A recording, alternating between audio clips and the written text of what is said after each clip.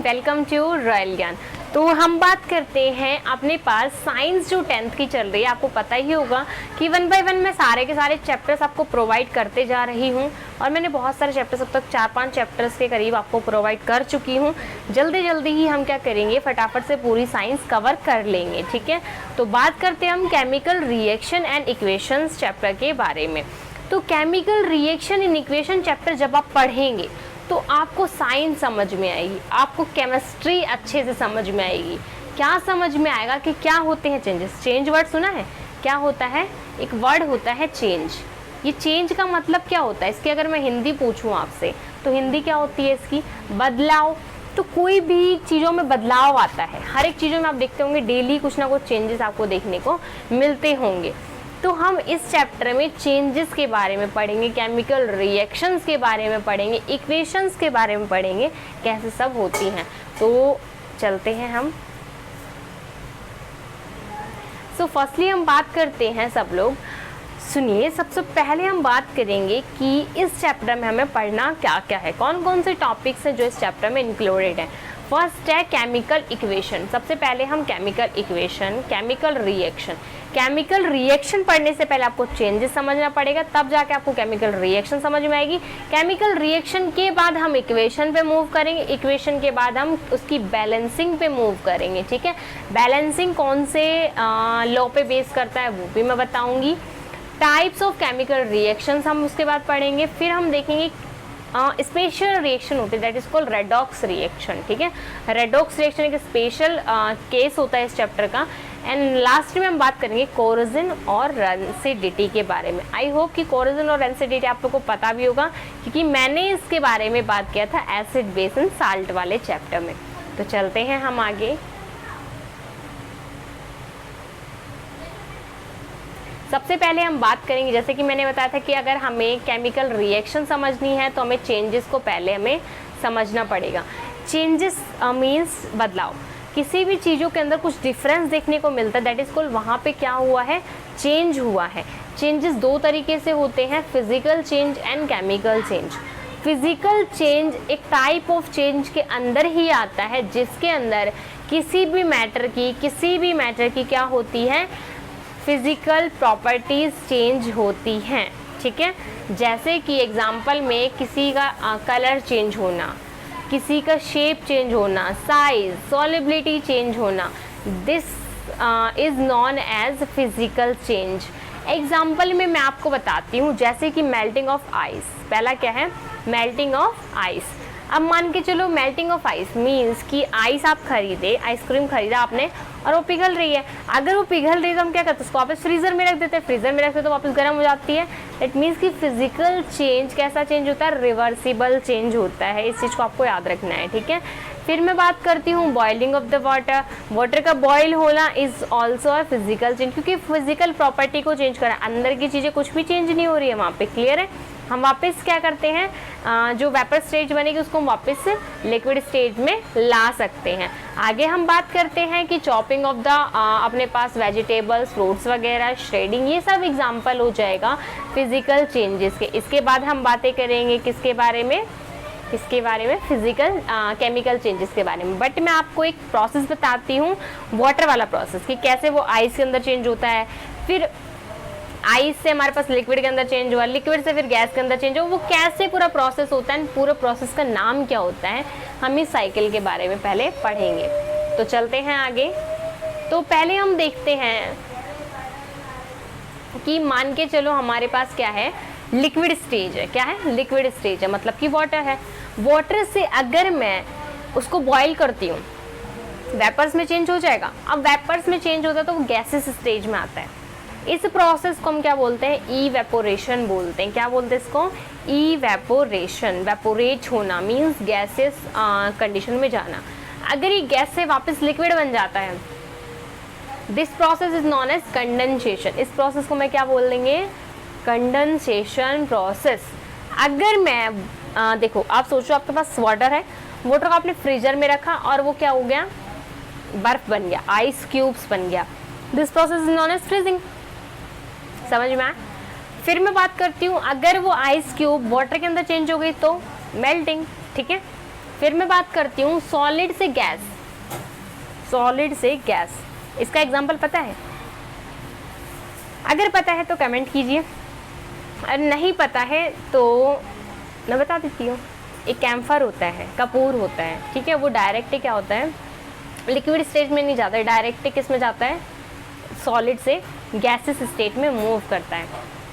This process is known as sublimation process. एक process होता है डिपोजिशन, जिसमें क्या होता है, गैसेस स्टेज से वो किस में बनता है, सॉलिड में बनता है। तो हम चलते हैं आगे, और आगे हम देखते हैं केमिकल चेंजेस के बारे में। फिजिकल चेंजेस आई होप समझ में आएगा। वो थोड़ा सा क्या है, थोड़ी सी तबीयत ठीक नहीं चल रही है, तो बीच में खांसी आने लगती है, तो थोड़ा सा पोस्ट किया था बस, है ना। तो बात करते हैं हम केमिकल चेंजेस के बारे में। क्या होता है केमिकल चेंज? केमिकल चेंज को हम केमिकल रिएक्शन भी बोल सकते हैं, क्योंकि वहाँ पे क्या होता है, केमिकल प्रॉपर्टीज़ में चेंजेस आता है। कोई मैटर है, कोई भी मैटर है, कोई भी पदार्थ, उसकी क्या होता है, केमिकल प्रॉपर्टीज़ में चेंजेस आता है। और हमेशा आप एक चीज़ याद रखिएगा कि फिजिकल चेंजेस में कोई भी न्यू सब्सटेंस नहीं बनता है, लाइक वही चीज़ें ही बार बार इधर उधर जाती रहती हैं। बट केमिकल चेंज में न्यू सब्सटेंसेस बनेंगे, या तो एक सब्सटेंस बने या तो एक से दो सब्सटेंस भी बन सकते हैं, ठीक है। तो होता क्या है हमारे पास इसमें, जैसे मैं बोलती हूँ दूध क्या था, मिल्क था, मिल्क किस में चेंज हुआ, कर्ड में चेंज हुआ। क्या कर्ड से वापस मिल्क बन सकता है? क्या नहीं बन सकता है। तो केमिकल चेंज कैसा चेंज होता है, इरिवर्सिबल चेंज होता है। वो अगर रिएक्टेंट से प्रोडक्ट चला गया है, वापस रिएक्टेंट में नहीं आएगा, ठीक है। This is called chemical change. आगे चलते हैं हम, और इस चैप्टर को हम आगे फॉरवर्ड करते हैं।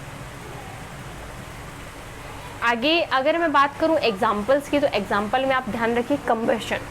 अगर कंबशन हुआ, कोई चीज़ जली, तो क्या वापस वो आ सकती है? उसकी तो ऐश बन जाएगी ना, राख बन जाएगी ना, वापस तो उस स्टेज में वो आएगा नहीं। अगर मैं नेक्स्ट बात करती हूँ रस्टिंग, अगर किसी चीज़ में जंग लग गया है, अगर किसी में जंग लग गया है लोहे में, this is also known as chemical change, ठीक है। वो रस्टिंग कैसे होती है ना, इसके बारे में मैंने आपको बताया हुआ है। अगर याद हो तो एक बार कमेंट में लिख देना, ठीक है। आगे मैं बात करती हूँ डाइजेशन। अगर हम कुछ खाना खाए हैं तो हमारे पेट के अंदर गैस स्टमक में जाने वाले, वो कैसे डाइजेशन प्रोसेस हुआ, ये प्रोसेस भी क्या होता है, केमिकल चेंजेस होता है। बेकिंग ऑफ द केक, ये भी केमिकल चेंज है। आई होप केमिकल चेंज आपको समझ में आया होगा कि क्या होता है। और मैंने अपनी स्पीड हल्की से स्लो कर भी ली है आप लोग के केमिकल्स, क्योंकि थोड़ा सा क्या होता है ना, मेरे को आदत नहीं है स्लो बोलने की ना, तो मैं आप ट्राई कर रही हूँ। और अगर आप लोग को अच्छा लग रहा हो तो प्लीज़ शेयर ज़रूर कीजिएगा, थोड़ा सा ना क्या है सपोर्ट कीजिएगा, तो हम और वीडियोस बनाएंगे। तो आगे चलते हैं हम। अभी क्या है, स्टार्टिंग में सबका वन मैन आर्मी चलता है, तो यहाँ पे अभी मैं आप लोग को chemistry and physics and biology मैं ही करवाऊँगी, ठीक है, पूरा मतलब साइंस पोर्शन अच्छे से। और आप लोग को अगर कोई भी दिक्कत होता है तो यू कैन आस्क मी, आप मुझसे पूछ सकते हैं थ्रू चैट्स, ठीक है। तो हम बात करते हैं केमिकल इक्वेशन क्या होता है। रिएक्शन तो आई थिंक समझ में आया होगा कि कैसे कैसे चेंजेस होता है। तो पहले एक केमिकल इक्वेशन देख लेते हैं। अगर रिएक्शन क्या होता है, रिएक्टेंट से प्रोडक्ट का चेंज होना, दैट इज कॉल्ड रिएक्शन, ठीक है। रिएक्टेंट से प्रोडक्ट में चेंज होना, that is called chemical reaction. But chemical equation उसको रिप्रेजेंट करने का तरीका होता है। मैंने आपको बोला कि जो वाटर है ना, वाटर कब बनता है, जब हाइड्रोजन एंड ऑक्सीजन मिलते हैं तो वाटर बनता है। तो आप लिखोगे हाइड्रोजन HYDROGN प्लस में ऑक्सीजन गिव्स आउट वाटर। तो ये है chemical reaction.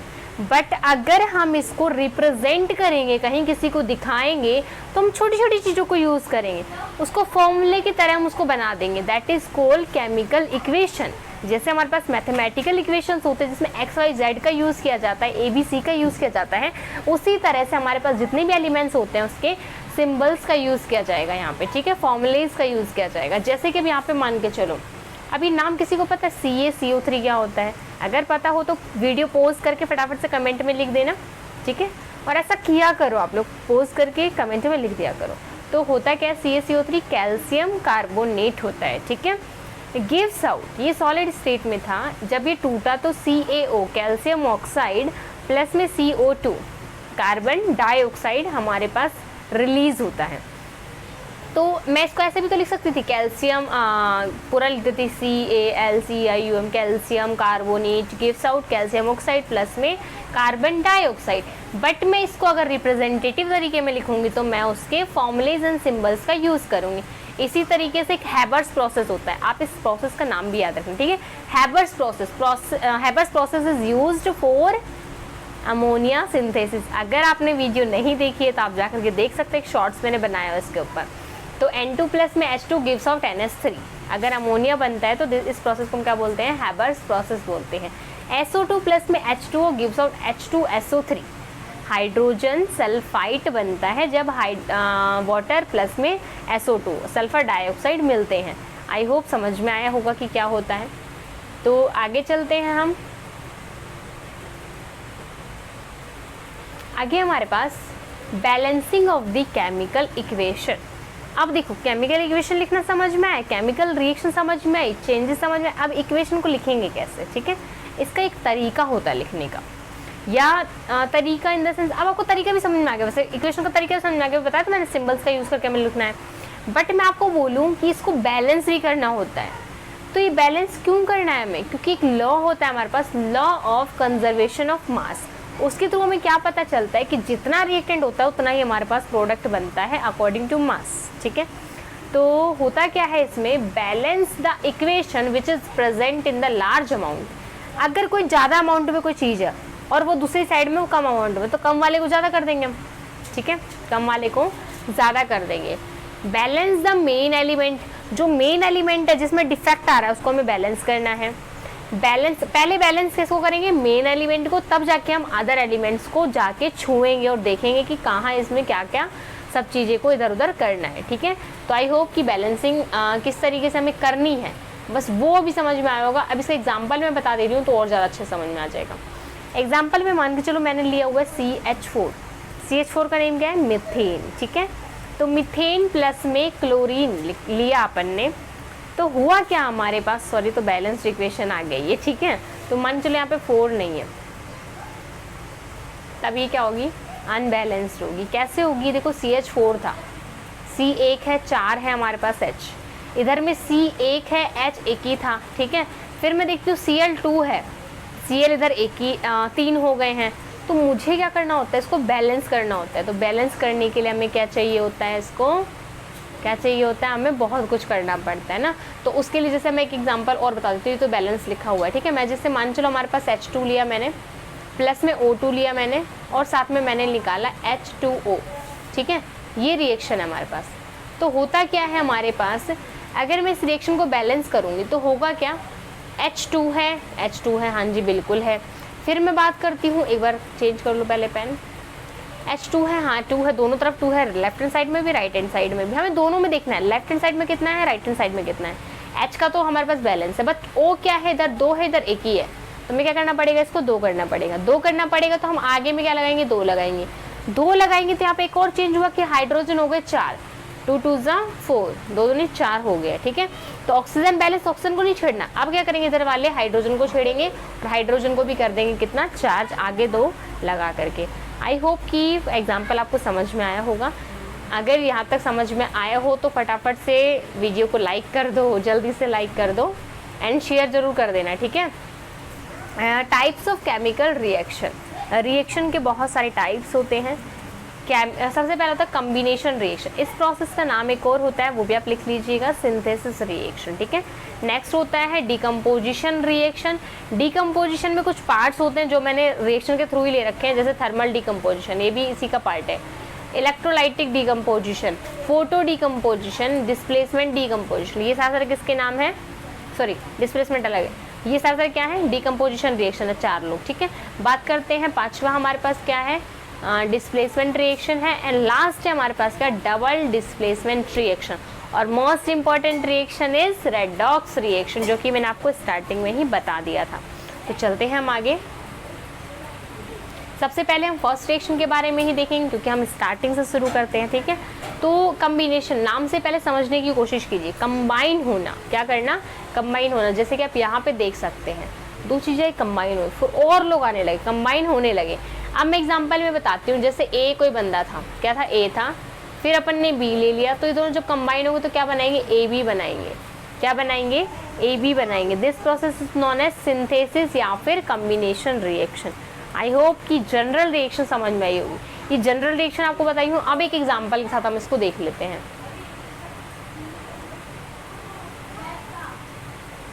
combination reaction in which two or more than two type of elements to form a single product, दो या दो से ज़्यादा रिएक्टेंट मिल करके एक सिंगल प्रोडक्ट बनाते हैं, this is called combination reaction. ठीक है, एग्जाम्पल में H2 प्लस में Cl2 gives out HCl, Mg plus में O2 गिव्स आउट MgO। इसी तरीके से और भी रिएक्शन लिख सकते हो जिसमें प्रोडक्ट एक ही बन रहा हो।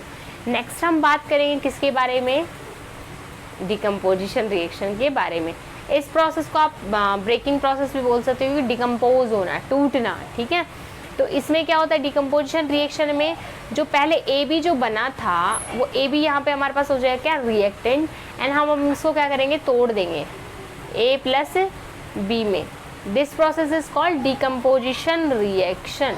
आई होप डिकम्पोजिशन रिएक्शन समझ में आई होगी। एक एग्जाम्पल देख लेते हैं इसका और इसको हम क्लियर कर लेते हैं। Decomposition reaction of the compound into two or more than two elements is known as decomposition reaction। दो या दो से ज़्यादा लोगों का डिकम्पोज होना, मतलब डिकम्पोज होना उसके अंदर। जैसे कि CaCO3 था, इसका क्या हुआ, जब ये रिएक्शन हुई तो दो लोगों में टूट गया, CaO प्लस में CO2।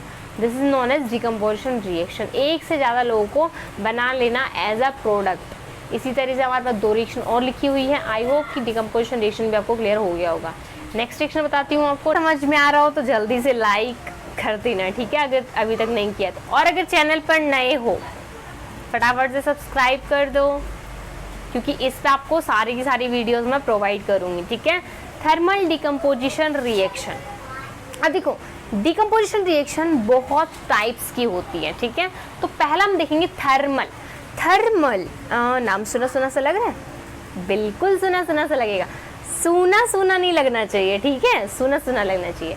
तो होता क्या है, थर्मल डिकम्पोजिशन ऐसा मतलब ब्रेकिंग रिएक्शन होती है जिसके अंदर हमें यूज़ करना पड़ता है किसको, हीट को।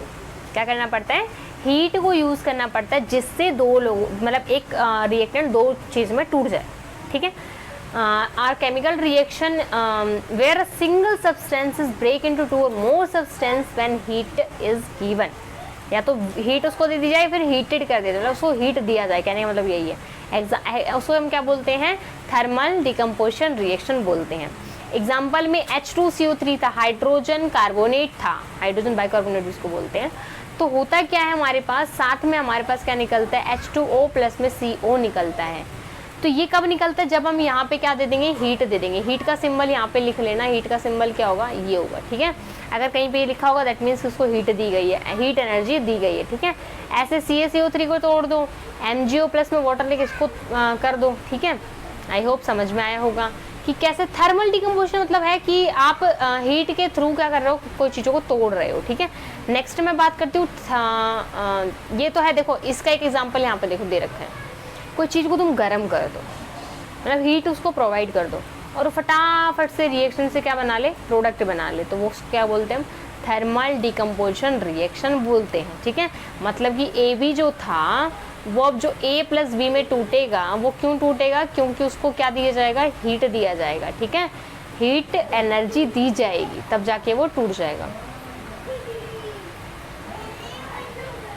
नेक्स्ट है हमारे पास इलेक्ट्रोलाइटिक डिकम्पोजिशन। इलेक्ट्रोलाइटिक जैसे कि नाम से पता चला, इलेक्ट्रिसिटी। ठीक है, तो इलेक्ट्रिसिटी के प्रेजेंस में कोई चीज़ अगर डिकम्पोज होती है तो उस प्रोसेस को हम क्या बोलते हैं, डिकम्पोजिशन।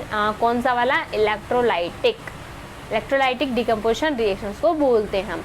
जैसे कि H2 है, वाटर है, वाटर याद है, वाटर को आप क्या करते हो, गैस के ऊपर रख के गर्म करते हो, तो उसकी ऑक्सीजन गैस अलग निकल जाती है, हाइड्रोजन अलग निकल जाती है, उसको हम क्या बोलते हैं, इलेक्ट्रोलाइटिक डिकम्पोजिशन। सॉरी गर्म नहीं करना, गर्म करोगे तो वो थर्मल का एग्जाम्पल हो जाएगा। एग्जाम्पल में आप लोग सबसे बढ़िया रोड देखिए, रोड इमल्शन रोड, उसके वाटर डालो उसके अंदर, इमल्शन रोड डाल दो, वहाँ पे चेंज होता है ये। ठीक है, वहाँ पे ये चीज़ें होती हैं। आई होप समझ में आया होगा। ऐसे हमारे पास NaCl का देख सकते हैं अपन, है ना, NaCl जो Na पॉजिटिव और Cl नेगेटिव में जो टूटता है ना, उसके बारे में हम देख सकते हैं कैथोड पे तो होगा हमारे पास Na, क्योंकि कैथोड होती है नेगेटिव, तो नेगेटिव के पास कौन भाग के जाएगा, पॉजिटिव वाला फटाक से भाग के जाएगा, ठीक है। तो Na किधर चला गया, कैथोड की तरफ चला गया जो कि नेगेटिव थी। कैथोड कैसी होती है बेटा, लिख लेना नेगेटिव, और एनोड कैसी होती है, पॉजिटिव, ठीक है। तो Cl नेगेटिव था, वो जाके पॉजिटिव की तरफ चला जाएगा।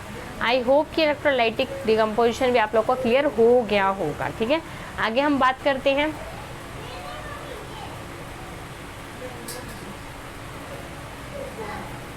Photolytic decomposition. फोटो मतलब कि लाइट, ठीक है। लाइट के फोटोन सुने आपने, अगर नहीं सुने तो आप सुन लो। फोटोन्स वर्ड से काफ़ी ज़्यादा दोस्ती रखनी पड़ेगी, क्योंकि लाइट नेचर पढ़ना होगा ना हमें। तो फोटोलाइटिक डिकम्पोजिशन रिएक्शन क्या होती है, ऐसी photolytic decomposition reaction is a type of decomposition reaction in which reactant is broken down into constituent bye absorbing energy from the photons. जो लाइट बंडल्स आते हैं, फोटोन्स आते हैं, उनसे क्या करती है, एनर्जी एब्जॉर्ब करती है, तब जाके क्या कर देती है, टूट जाती है दो या दो से ज़्यादा न्यू सब्सटेंसेस के अंदर। आई होप कि फोटोलाइटिक डिकम्पोजिशन रिएक्शन भी आपको क्लियर हुआ होगा, ठीक है। आगे हम बात करते हैं, हमारे पास एग्जाम्पल में मान के चलो AgBr था, क्या था, AgBr। Ag मतलब क्या होता है, सिल्वर, तो सिल्वर ब्रोमाइड था। H मतलब क्या होता है, क्या होता है, अपने पास फोटोलाइटिक मतलब कि फोटोन्स की आप इस तरह से वो मान सकते हो फॉर्मूला, ठीक है। फिर हम बात करते हैं अपने पास 2Ag प्लस में Br2, यहाँ से क्या होता है, टूटता है ये, ठीक है। आई होप कि एग्जाम्पल आपको समझ में आया होगा। एग्जाम्पल मतलब मैंने एकदम अलग से लिखा ही हुआ है, आप अच्छे से देख ही सकते हैं। आगे हमारे पास जो रिएक्टिविटी सीरीज़ है, इस रिएक्टिविटी सीरीज़ को मैंने वैसे पढ़ाया हुआ है, बट आप यहाँ पे देख लीजिए कि कौन बंदा किसको डिस्प्लेस कर सकता है, क्योंकि अभी डिस्प्लेसमेंट रिएक्शन आएगी, वहाँ पे आपको ये चीज़ें पता होनी चाहिए, ठीक है, कि कौन बंदा। अब जैसे मान लीजिए आपके पास एक एग्जाम्पल आ गया जिंक और आयरन, ठीक है, तो जिंक आयरन को डिस्प्लेस करेगा या फिर आयरन जिंक को करेगा। तो जैसे जैसे नीचे जा रहा है वैसे वैसे क्या हो रही है, रिएक्टिविटी डिक्रीज हो रही है। तो आयरन जिंक को रिप्लेस नहीं करेगा, जिंक आयरन को रिप्लेस कर सकता है, यहाँ पे ये चीज़ें बताई गई हैं। तो आई होप कि रिएक्टिविटी सीरीज़ आपको समझ में आई होगी। आगे मैं बात करूँ तो हमारे पास डिस्प्लेसमेंट रिएक्शन आती है, डिस्प्लेस कर देना, डिस्प्लेस कर देना। A chemical reaction in which a more reactive element is displace bye less reactive element from its compound is called displacement reaction, ठीक है। एक से दूसरी जगह पे चला जाता है कोई बंदा, तो उसको क्या बोलते हैं, डिस्प्लेसमेंट रिएक्शन बोलते हैं, क्योंकि वहाँ से एक बंदे को रिप्लेस कर दिया जाता है, डिस्प्लेस, इसको रिप्लेसमेंट रिएक्शन भी बोला जाता है, ठीक है।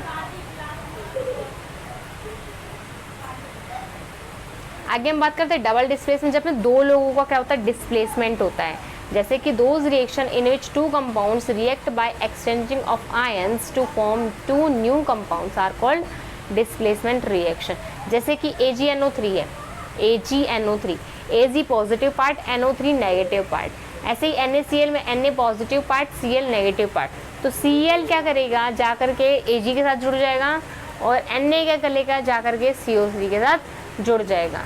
आई होप कि आप लोग को ये अच्छे से समझ में आया होगा, बहुत ईजी तरीके से मैं समझा रही हूँ आप लोग को। अगर अच्छा लग रहा हो तो प्लीज़ शेयर कर दीजिएगा, मैं तो इतना ही बोल रही हूँ, आपसे ज़्यादा कुछ नहीं मांग रही हूँ। रेडॉक्स रिएक्शन क्या होती है बेटा, जितनी भी रिएक्शंस होती है ना वो रेडॉक्स रिएक्शन होती है। क्यों होती है, क्योंकि किसी न किसी चीज़ का रिडक्शन होता है, किसी न किसी चीज़ का ऑक्सीडेशन होता है। अब यहाँ पे रेडॉक्स रिएक्शन को आप दो पार्ट में तोड़ दो, रेड और ऑक्स, लाल बैल। रेड मतलब रिडक्शन, ऑक्स मतलब ऑक्सीडेशन। तो होता क्या है, रेडॉक्स रिएक्शन के अंदर हमारे पास रिडक्शन एंड ऑक्सीडेशन दोनों चीज़ें होती हैं एट अ सेम टाइम पे।